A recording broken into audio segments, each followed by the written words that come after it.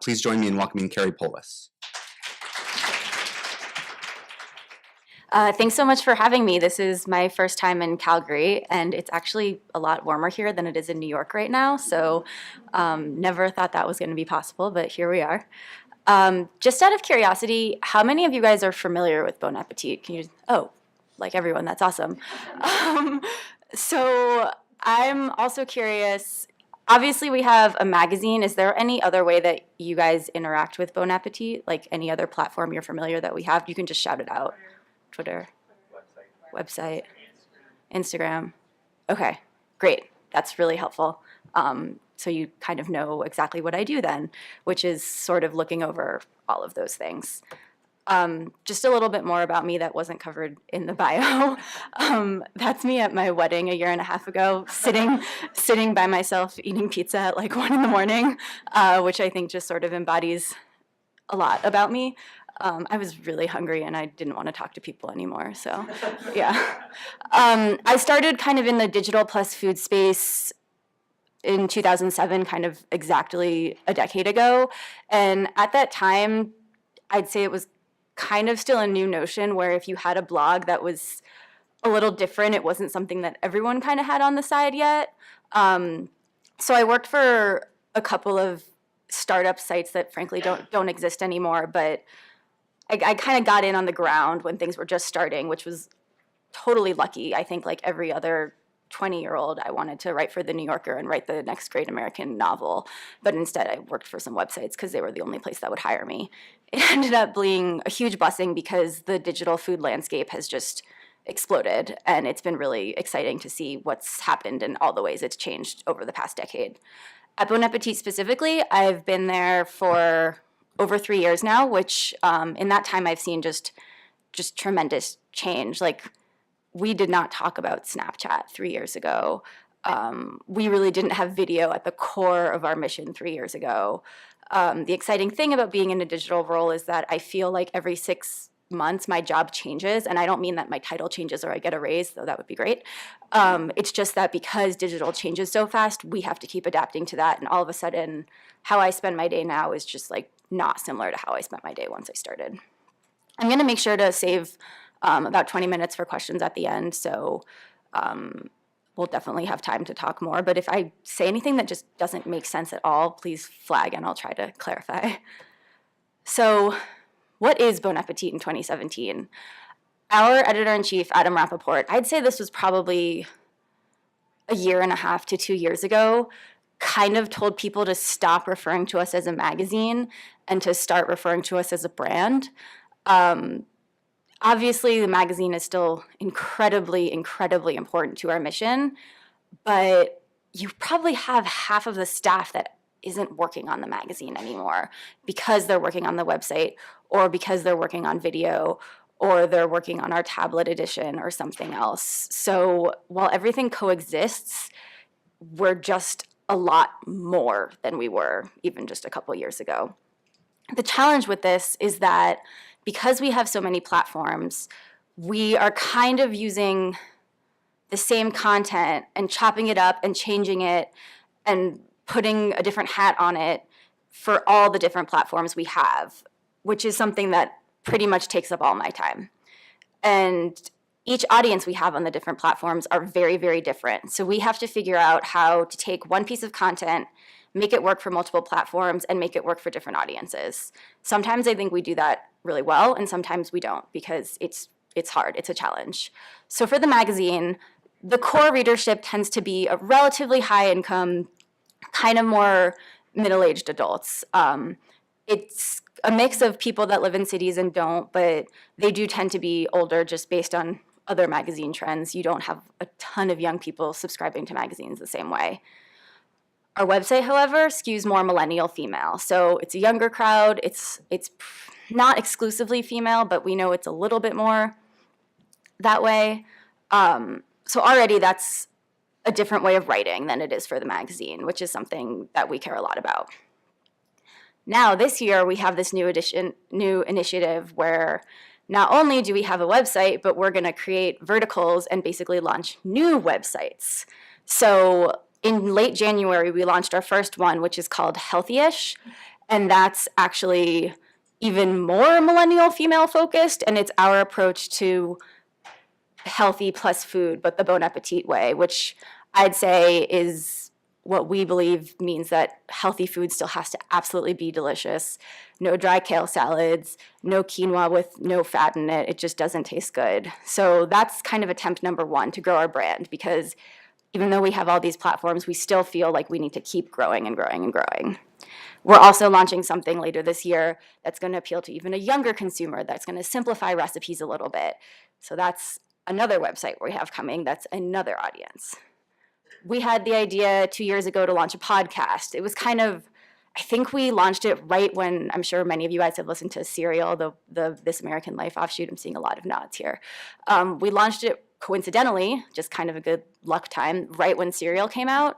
So we kind of started riding that podcast wave at just the right time. And that has been really hugely successful for us, even though it's not a huge revenue driver for us. It doesn't have a lot of listeners that subscribe to the magazine. Frankly, a lot of the listeners don't even go to the website that regularly. They're people that just like to listen to podcasts and have heard of Bon Appetit for the first time because of that. So it was that, for us, that was a brand extension and honestly a pet project that then grew into something that now we are finally starting to monetize. Video. I don't think you can talk about digital without talking about video.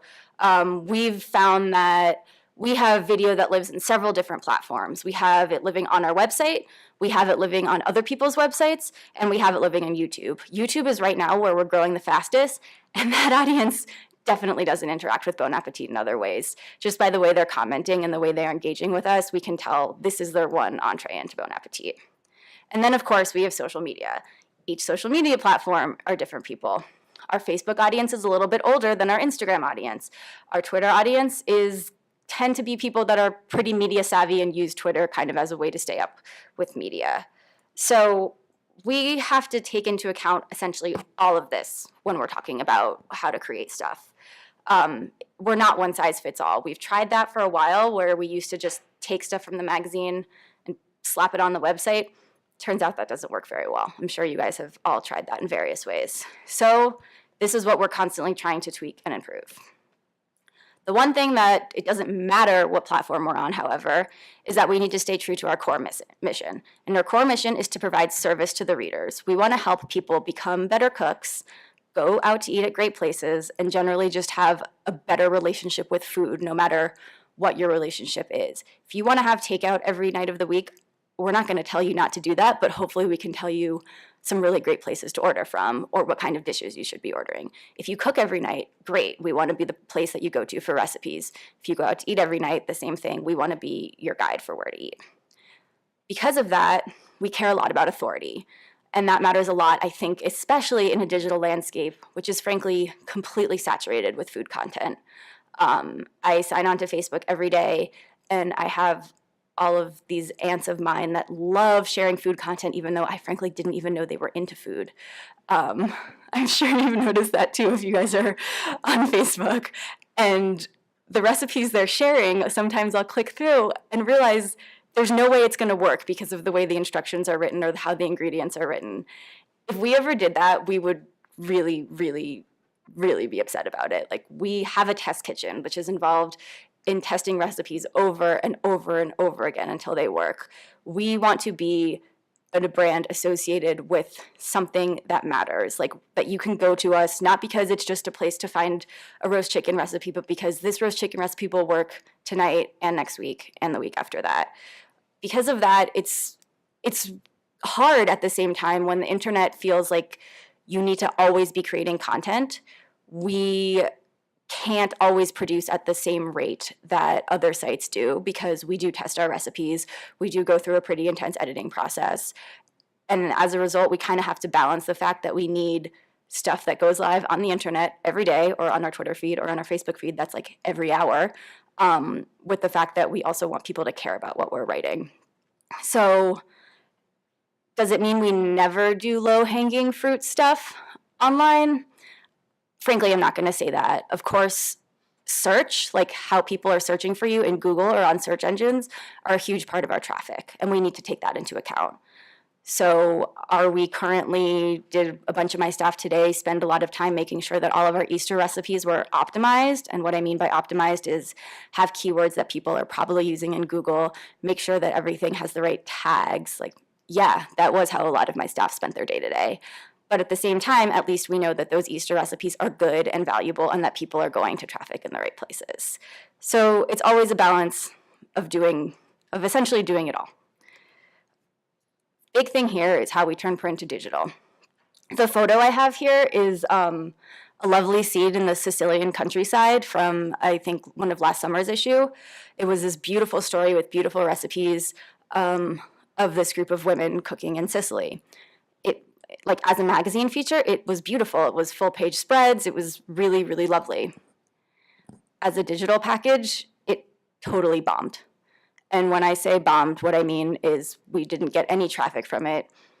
We couldn't really come up with the right headline to sell it. It's just not something that worked on the internet. So that's an example of something that is absolutely worth producing, but it doesn't mean it's going to work on all platforms. Or maybe we just didn't promote it right. There's constantly different ways you can do it. So we have a few different sections of our magazine that we know are kind of going to work really, really well for us. One of the sections is the middle of the book, the BA Kitchen. That's where you tend to have a lot of the weeknight-friendly recipes, the stuff that takes under an hour to cook, the chickens, the pastas, things like that. We find a lot of success there with individual recipes, where let's say there might be a package of one-pot dinner recipes that in the magazine it takes a few pages and it all looks and feels like one cohesive package. What we find online is that people don't care as much about this package notion, but they love one of the recipes because we'll share an individual recipe and it will go crazy and people will say that they've been cooking it and they've been, maybe we'll put a photo on Instagram and then people will tag their friends and say that they can't wait to make it for dinner tonight. So that's one way of using the same content but kind of making it work in different ways. In the back of the book, we have a section called Prep School. It's about a 3-page section that tends to be these little snippets of really good tips or frankly stuff that didn't fit in the earlier sections of the book. So an example of that was why you should be roasting your ginger. It had this photo of whole roasted ginger and then 3 sentences about why this is a really cool technique. Looked great as a little snippet. We made that bigger online and had more of like a 200-word article about it. Again, people loved it. People started roasting ginger. They'd never done that before. It was something new. So every month, the web team sits down with some of the editors on print. We literally open a magazine and go page by page and figure out what we want to do for it. Hopefully that's not the first time we're seeing the content. We're seeing it when print first conceives it many, many months ago. The challenge, which is really one of our biggest challenges, is the different kinds of timelines everyone has. Let's say, okay, so today is mid-March. I frankly don't know everything that's going live on our site next week. I know some of it, but some of it we decide the day of. We have a daily web meeting where we talk about ideas, and some of those ideas happen within a day. Some of them happen longer. The print team pretty much already knows everything that's happening for the August issue. I have no idea what August looks on our website right now. That sounds like an eternity away from me. So it's really hard to balance the fact that we want to be working with the print team to make sure that all of those August ideas that they have can perform the best as possible online, but then we still have what we need to be doing daily, and then they still have what they need to be doing on a longer lead time. And then, they change things and then things get cut to fit last minute. And sometimes, and wait, did we want a video for that? Wait, that was never communicated. Oh gosh, what? Now we have to crash this video in a week. How did we not know about that? So those are the kind of things that just tend to come up a lot. And sometimes when we do it really well and we plan ahead, we win on every platform. Sometimes one piece of content just isn't made for everything. We have found a few patterns though, where lifestyle features just are really not what our internet audience wants as much. But maybe those lifestyle features had a really great technique or really amazing recipes that we can pull out from them and still give people the same kind of service. But there's something really special about sitting down with a magazine on a Sunday morning when you're, eating your eggs and sipping your coffee. Like, I think that's a great experience, and not that just can't always be translated online. We've also found that when you have a really large package that has like tons of advice in it, when you're giving people so much advice at once online, it's too much. Instead, you kind of want to separate and pull it out and make different pieces of content based on this one larger package. So now I'm going to give 2 examples about how we kind of really make this all work. Our big September issue, which is not nearly as big as Vogue's, 1,000-page issue, is our best new restaurant package. That's when we name the 10 best new restaurants in the country. We have 2 editors named Andrew Knowlton and Julia Kramer that literally travel all over the US to figure out what these restaurants are. And they eat something like, I don't even know how many calories. It's a fun gig. That's a really huge deal, both in print and online. It takes a lot of work. And then our second biggest deal, I'd say, is our Thanksgiving issue. I originally wrote that this was our Super Bowl, and then I realized this was a Canadian audience, so maybe I should say this is our Stanley Cup, or point is, this is everything for us. People care so much about Thanksgiving. Even if you're not normally interested in food, this is a moment where all of a sudden you become interested in food. But what happens in the magazine is, once again, very different than what happens online. So a little bit more about the Best New Restaurants package, which we call the Hot 10.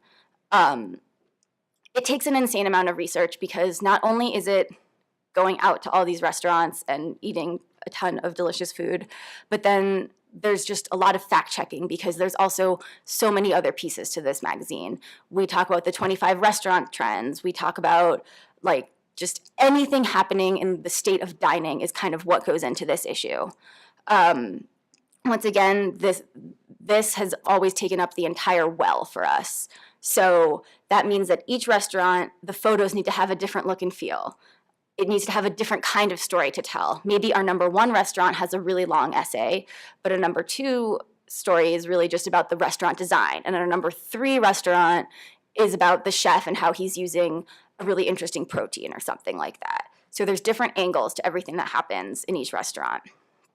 And then, of course, I feel like I'm starting to sound like a broken record here. There's a lot of thought about how it feels as a package because it needs to exist in magazine form.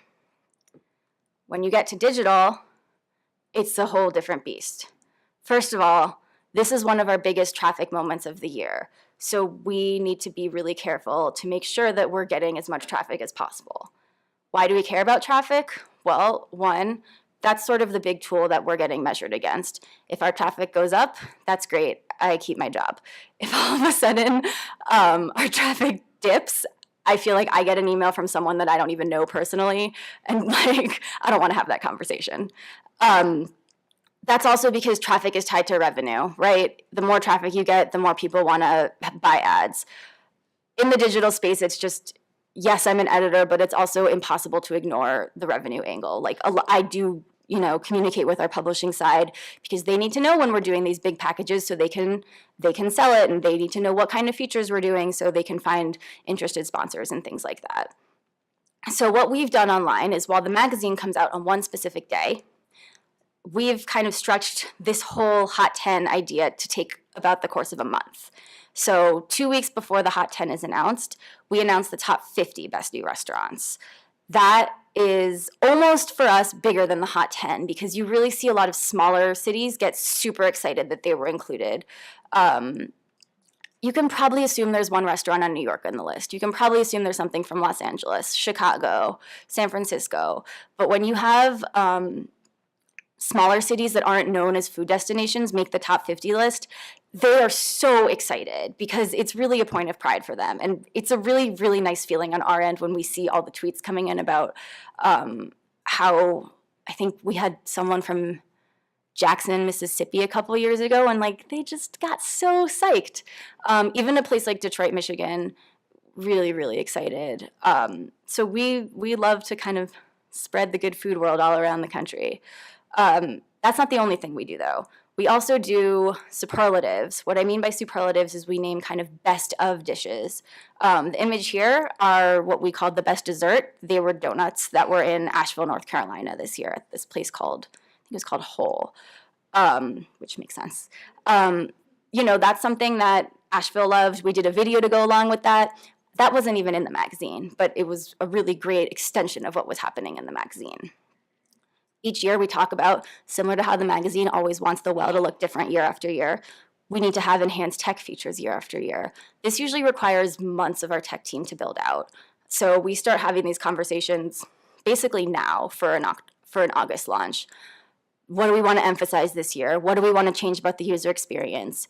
What kind of resources do we have to get this done? What usually ends up happening is that we think really big and then simmers down to what's actually feasible. We also, at the same time, are talking a lot about how we want to announce this on social media and how we want to roll out videos. It's a lot of moving pieces, and there's a lot of kind of master spreadsheets happening. But what it ultimately comes down to is this moment where we all get into the office really early at like 6 in the morning to make sure that there's no bugs, because sometimes there are. And we hit publish on everything. And if things go well, you just immediately see an amazing excitement. You get this kind of immediate reaction from people. That's really fun when you work in the digital space, to see that the hard work you put in is something that people are excited about. And all of a sudden reservations are booked, 2 months out at places, and the chefs are crying, and it's a really nice moment.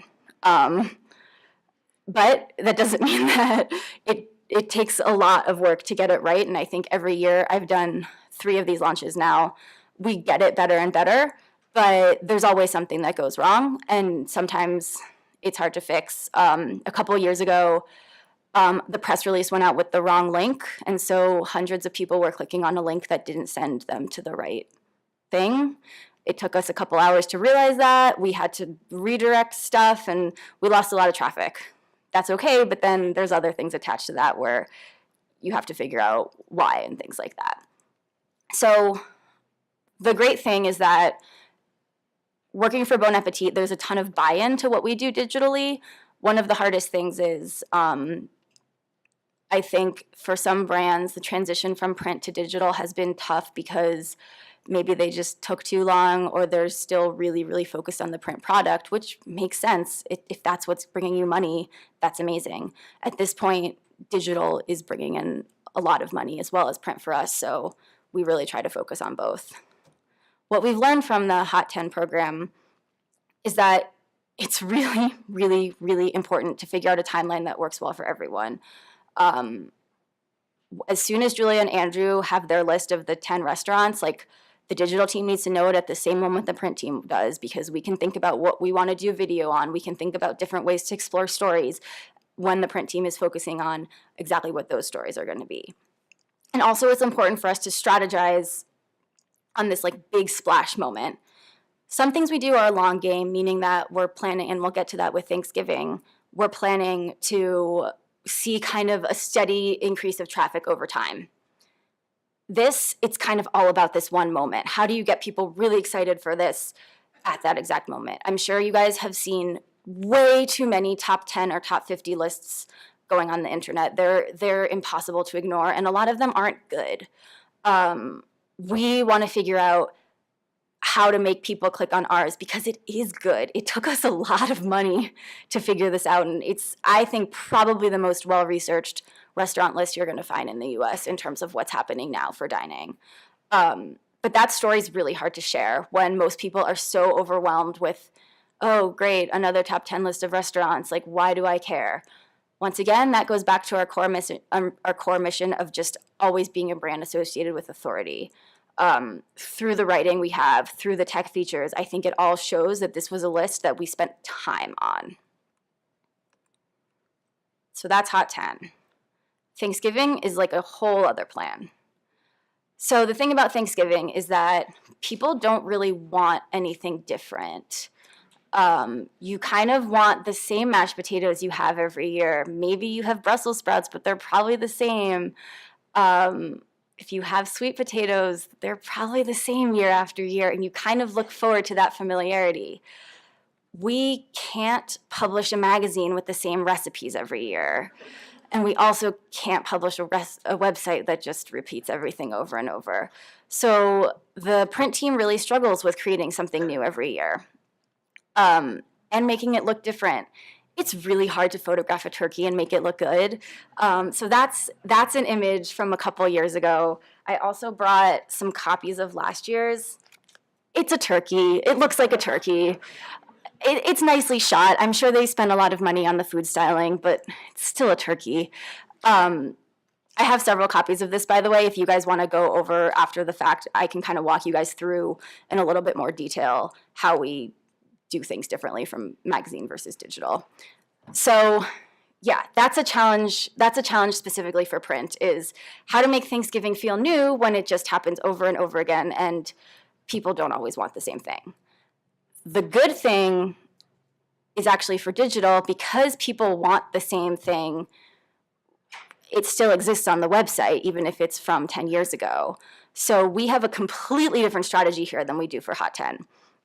We also start months ahead, and we dig into like search patterns from year after year. So we look at last year. What were people searching for? What recipes were they gravitating to? And you see the same things popping. We have this simple stuffing recipe that people always love, including myself. I've made it for the past 3 years, and I'm going to make it again this year. So we make sure that people can find things really, really well on the site, and that when you're searching for something in Google or on our site, even though, frankly, we need to improve our site search, it's there for you.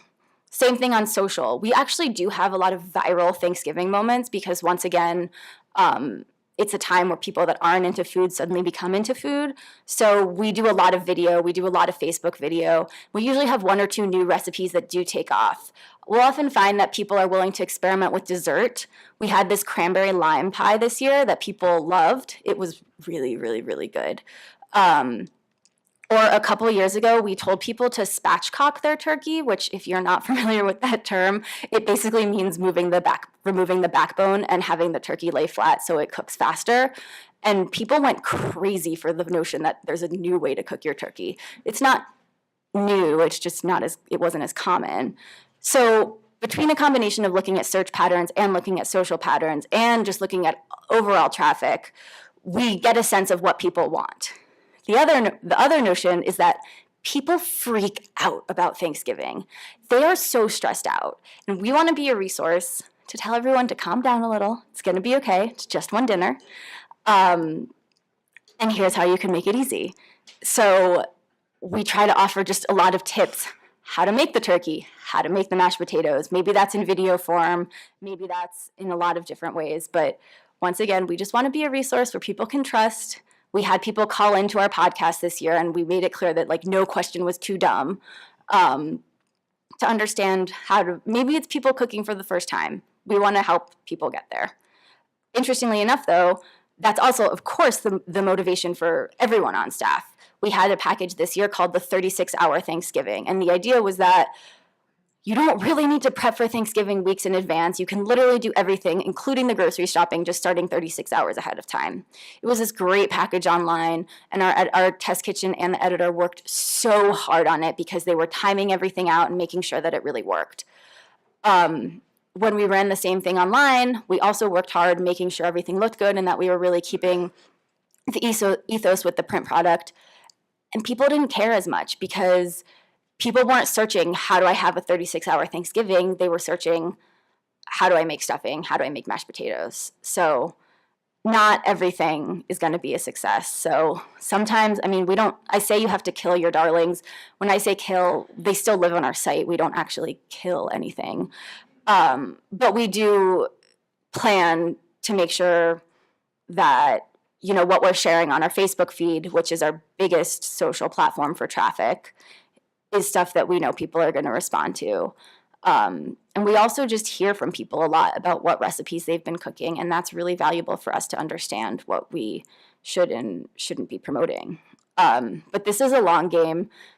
I'm sure you guys have all heard the phrase SEO, search engine optimization. There's a lot of strategies for trying to get your content to the top of the page on Google. Sometimes people feel like SEO is a really icky term. I don't think it's icky. I think there are icky ways to do it. But I don't think that thinking about Thanksgiving 6 months in advance is a bad idea. It's just making sure that people can see the quality content we're putting out. So when I say start early, what that means is usually getting some spreadsheets from our analytics person saying, here's all the data dump you asked for me, and understanding like, this pecan pie recipe did really well in 2014 and then didn't do well in 2015. What happened? Did we not promote it? Did it somehow take a hit? Do people not like pecan pie anymore? They do. So thinking about those kind of questions and then coming up with strategies to maybe get people more excited about pecan pie again. So here's the challenging thing. I'm constantly being asked by people that don't work on digital, how did something do? Did it do well? And I know I've already used that phrase here. What does that mean? What is doing well? Is there a certain number, like do you have to get a certain amount of visitors for something to do well? Does it do well if it works on one platform but not all platforms? What is doing well? First thing, are we proud of it? If we're not proud of something, it can do well maybe by numbers, but it doesn't feel good. So I don't count that as a success. If we're proud of something we put out and we know we worked hard on it, that is absolutely a success. Otherwise, we don't stand for anything. If we just look at numbers all day long, we're gonna dilute the brand in a pretty major way. And I often become the punching bag at Bon Appetit where they're like, Carey can care about numbers, no one else has to. I don't agree with that. But there is a danger in only caring about numbers. I can think of some sites where they're just so aggressive about traffic, but I never want to go to them. I don't want that to be the experience at Bon Appetit. However, I am measured on quarterly KPIs, key performance indicators, and I have to meet them. So that is something that Condé Nast Corporate gives to every single brand. And we usually have different metrics. How many unique visitors are there? That means how many people visit the site at least once over the course of a month. So like, if you're a Bon Appetit superfan and you come to the site every day, great, we love you for that. You're only one unique visitor. Your repeat visits make you a loyal visitor, who we also love. That's a different KPI that I have. We also have KPIs for how big our Facebook page growth is, how big our Instagram page growth is, how big our email newsletter is. So we have to figure out ways of growing in all of the ways. If we meet our KPIs, that is also a moment of success. KPIs are, of course, related to traffic. Every day, our senior editor sends out an email to the whole team saying what our top and bottom performing stories are for the day before. This was something we instituted about maybe 2 years ago at this point to make sure that everyone can kind of speak the language of digital, whether or not it's their job. And that's been really helpful in just having the test kitchen or other people that aren't looking at charts all day long like I am have a general sense of what's popping and what's not. And people also get excited when it's their recipe or their story and they see that people really liked it. I think it's a good motivation to have people more involved in digital. Engagement. So how many comments are we getting on Facebook? How many people liked our Instagram post? That's a way that we kind of measure without numbers, where we'll often find maybe a story didn't get that much traffic, but people were obsessed with it on Instagram. So that's great, because over time, that might mean that people will remember to make that recipe. Maybe they're not gonna do it that day, and that's why it didn't get traffic, but they're gonna go back through their feed, or maybe they screenshotted it and make it in a month. That's awesome. If we see people cooking our recipes, like, that feels really, really good. We're really excited when people do that. Brand recognition. I mentioned that our podcast isn't a huge revenue driver for us, but it's been great for brand recognition. I actually was at a bar the other night, and my name is at the end of the podcast saying that I'm one of the co-producers on it. And when I gave the bartender my credit card, she's like, Carey Polis, are you part of the Bon Appetit podcast? Which was like the D-list celebrity, like, dream of mine. I don't want to be like actually famous, but if someone can recognize me from the credits, like, that's amazing. Like, how many times would she have to have listened to our podcast to recognize my name at the end, you know? Like, that means that she's listening to the whole thing, like, including the way end. So that's a great thing for brand recognition. And then finally, revenue is, of course, one of the moments of success. If we are putting out a good product, that makes it easier for our sales team to sell it. When we have really fun, creative ideas, we can tell the sales team we want to do that. And if they can find someone to help us pay for those costs, like that's great. That means that we can do something really cool and that they can make some money for it. I'm sure there's a lot of, we could talk about that for hours, but generally it's hard to be successful when you don't have a revenue model. But it's not always so simple. I think everyone's goal is the same at Bon Appetit. We want to put out a quality product no matter what the platform is. But we don't always see eye to eye on how to do it because maybe our editor-in-chief really, really loved these lush visuals, but the lushness doesn't translate. And so then you have something that doesn't feel quite as interesting as it did in the magazine. Or maybe we had something that we really liked we really wanted to run on the website, and then they decided to run it on print. So then, like, we've actually run recipes online, and then it runs on print like literally a year later. So you just once again kind of find these timeline challenges into how to build everything into people's schedules. And also, it's just the fact that we really can't predict the future. I know I mentioned that it's exciting that my job just seems to change all the time, but at the same time, that also feels like when I finally feel like we've mastered a platform, it's like whack-a-mole a little bit, like something new pops up and all of a sudden we have to become experts on it, and that takes time. But while we're playing this game of whack-a-mole, we have luckily been growing as a brand traffic-wise. We're selling more, and we're staying on our toes and are just really excited to keep evolving and keep exciting more and more people to cook. And that's it. Can I answer questions? Great question. So the funny thing is, even though our follower count, you're right, is like roughly the same between Facebook, Twitter, and Instagram, the traffic return is not at all the same. So Facebook engagement, Facebook is our biggest traffic driver by a factor of a lot. So although maybe the like quality of comments isn't quite as good as Instagram most of the time, there's still a lot of people clicking through to the content, and maybe they're not commenting, they're not sharing. Like, we always want people to comment and share, but there's still just so much traffic. So Facebook, we absolutely still care a lot about. Instagram, I just think tends to be kind of like the favorite social media platform du jour right now. So it's just like it's more a pleasant place to be than Facebook. Facebook feels, there's just a lot of negativity on Facebook. Even in the food space, where people get really mad at us about things, actually. But we don't focus on all channels. So we do have a Snapchat account, but we don't focus on it because we weren't seeing traffic return. We were starting to grow a following there, but it was taking a lot of time, and we have one social media person. So I do think it's important to focus on the platforms that are bringing you like the easiest amount of success, basically. There's countless others we'd like to be on, but we can't. Twitter is a tough one. So traffic-wise, no, frankly. I mean, it's not nothing, but it's just not a huge traffic source. But it does tend to be where a lot of people in the media space still get their info from. So we don't optimize our Twitter for traffic. And what I mean by that is that we'd probably actually see a lot more traffic on Twitter if we were more straightforward in the way we did our tweets.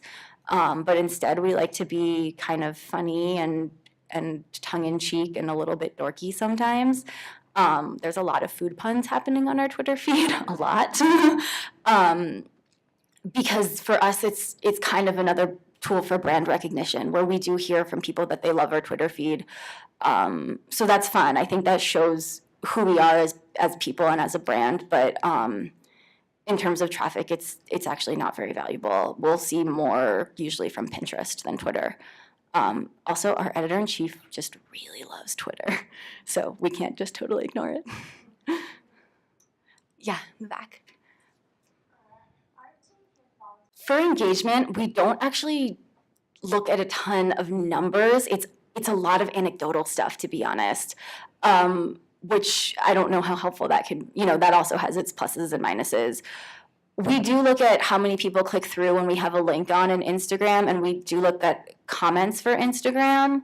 But generally, our senior editor scrolls through comments on Instagram and Facebook every day, and we'll just get a sense of like, people have a lot to say about this, and it's really positive. Or, of course, we'll notice if something's really negative as well. So engagement specifically, I think, is one of the toughest things to measure, because we do it based on people that are commenting, and the fact is, the way that most people engage in our content is that they're not commenting, they're not sharing, and they're not liking, they're just looking at it. So we tend to value kind of the minority of people that are just really enthusiastic or really hate us about the brand. Yeah. How much involvement do your print? I'd say pretty decent involvement. We try to meet for all the print stories. We meet with the editors on them and see like, hey, was there anything that got cut that you really want to make sure that we hit on digital? Is there a certain way that you think we should frame it? Things like that. Social streams, we have some print editors. The way our Instagram feed works is we spend most of our feed regramming editors, and a lot of those are print editors or test kitchen editors.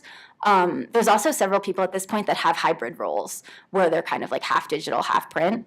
So there's no one that's not at all involved in digital, because I think people kind of realized a couple of years ago that it's just you can't not be involved in some way, but it kind of does vary person to person.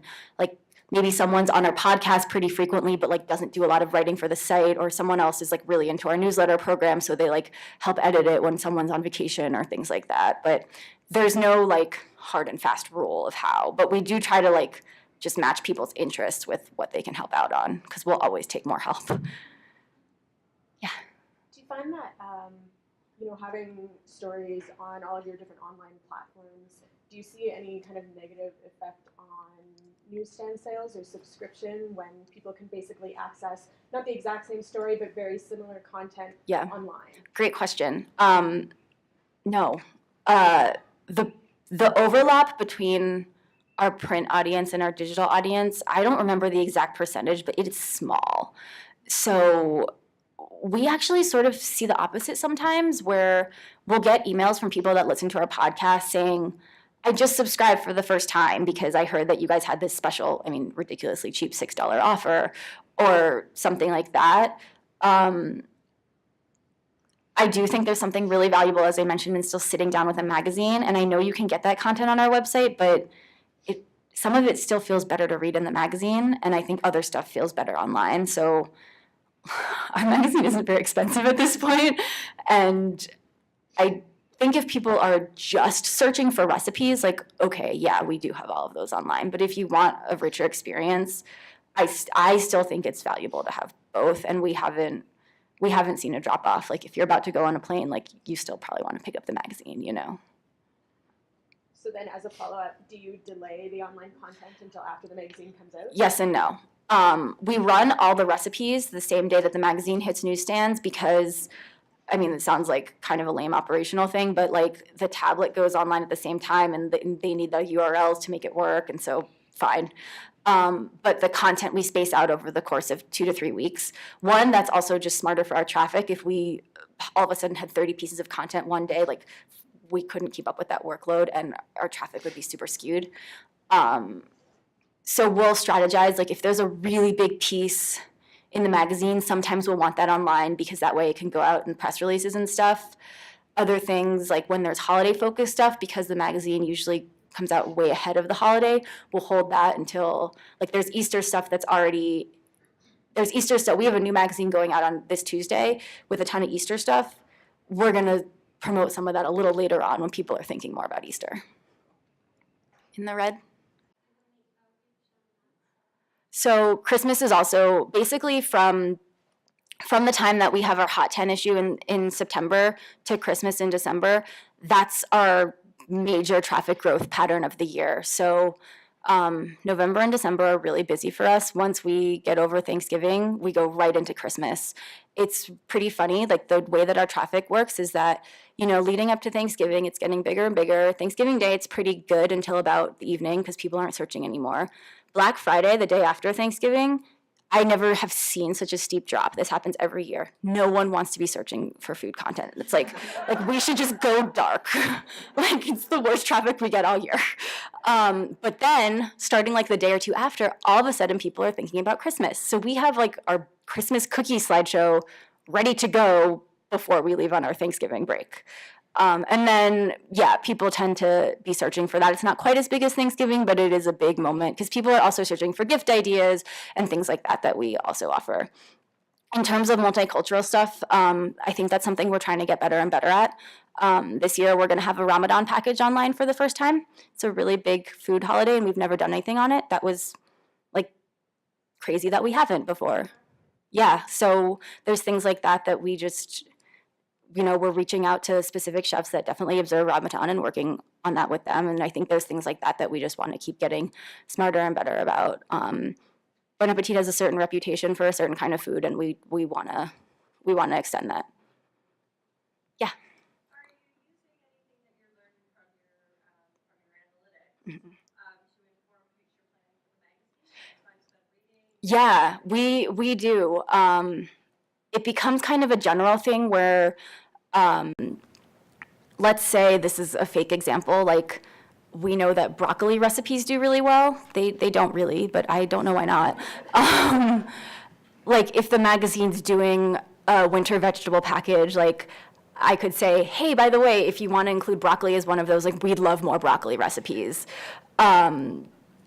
And yeah, for the first time starting last year, some of the planning we did online with some of the successful recipes we had, they then put in book because they were so good and people liked them so much that they're like, wait, why don't we have this in the magazine too? This is good content. So you do kind of see it happen both ways. And I give our editor-in-chief a lot of credit for not wanting to hear all of the metrics that I have for him, but really listening on how people are responding to our content, and then I think the magazine is absolutely influenced by that. Yeah. And if you find us effective? It's all old content, or it's majority old content. We would not survive without repurposing old content. The great thing about a recipe is that it doesn't have a time span. Our traffic patterns go so differently than pretty much anyone else in the Condé Nast building because they have it really timed to big news moments like Donald Trump said something ridiculous or something like that. We don't write about if Donald Trump said something ridiculous, but people are really excited about, let's just go for the broccoli example again, no matter what season it is, even if broccoli is not every season. So it's just like kind of on our social media manager to like have some fun with our Twitter feed, and we get to know our archives really, really well. So do you guys use Slack? I'm sure maybe some of you do. Yeah, so we use Slack as an internal communication tool, and often like if she just feels like she's having a glut on social media because it can be exhausting to just keep scheduling over and over, we'll all throw things on Slack like, hey, I need a good idea for this, or we haven't promoted this in a while, or I was just searching on our site and I dug up this recipe that like we haven't promoted in a while, and then we'll resurface it and it like gets a whole other life. We have a recipe that we never promoted on the site until a year or two ago for this like really like chocolatey chocolate cake. Someone else shared it and we saw it getting some steam, so then we put it on our social feeds. It's like one of our top shares of the year, and that was because someone else found it. So repurposed content is really, really integral to what we do. Yeah? Have you, for social media, have you guys found ways to leverage? Live streaming we've pretty much done mostly on Facebook Live. It's still an experiment, and I say that after we've been doing it for like, it's been a while now. Up to a year, maybe. Are we seeing the same kind of numbers we see with non-live videos? No. But what we did was we have the same video that we do every Tuesday morning. It's called Technique of the Week, and we have someone from the test kitchen teaching people how to do a pretty straightforward technique at home. And so we're starting to build up an audience there because they know they can watch the same thing week after week, even if it's not live. They don't really have to watch it Tuesday at 10 a.m. They could tune in on it, before they go to bed, because if they just like the idea that we're doing it every week. I do feel like people were really excited for Facebook Live, and then now people are kind of shying away from it a little. It takes a lot of resources to do it well, and especially like with us when we don't do like breaking news and things like that. It is always like a conversation we're having of like, is it worth it? What kind of return are we getting for like someone to spend half their day bringing in a guest chef, helping them prep, have for a 20-minute demo that like, do people care enough? So we're still doing it. I'm happy with how Technique of the Week is going, and I think when we have like really fun people in the office or doing something fun, it's good, but I don't know that it's gonna like completely overhaul our digital strategy at this point. Cool. Anything else? Cool. Well, I have like 5 copies of our Thanksgiving issue if anyone wants last year's Thanksgiving issue, or if you want to like go through in a little bit more depth how we kind of make things happen online. I'm happy to stay after for a few minutes and chat. Thanks.